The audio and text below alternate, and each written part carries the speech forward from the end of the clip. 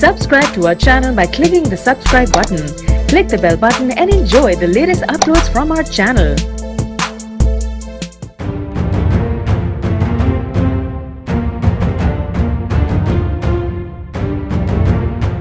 आज सकाळी 9:30च्या दरम्यान पुन्हा प्राप्त झालेल्या दुसऱ्या अहवालाच्या आधारावर आपल्या अकोला जिल्ह्यात दुसरा कोरोना पॉझिटिव्ह रुग्ण आढळून आलेला आहे आणि तो अकोट फैल या परिसरातील असल्याचे निष्पन्न होत आहे।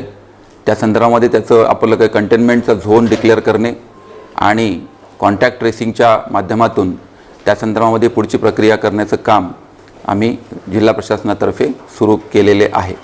मात्र अकोला जिल्ह्यातील सर्व नागरिकांना माझी पुन्हा एकदा विनंती राहील की पुन्हा कुठलेही घाबरण्याचं कारण नाही किंवा पॅनिक होण्याचं कारण नाही।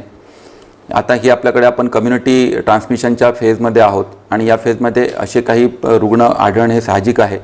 त्यामुळे कोणी घाबरून जाण्याचं कारण नाही। फक्त आपण आपल्या घरात बसावं आणि कुठल्याही पद्धतीने घराच्या बाहेर पडू नये। कुठल्याही कारणासाठी आता आपल्याला बाहेर पडणं जर का आपण थांबवलं तरच आपण याच्यापासून वाचू शकतो।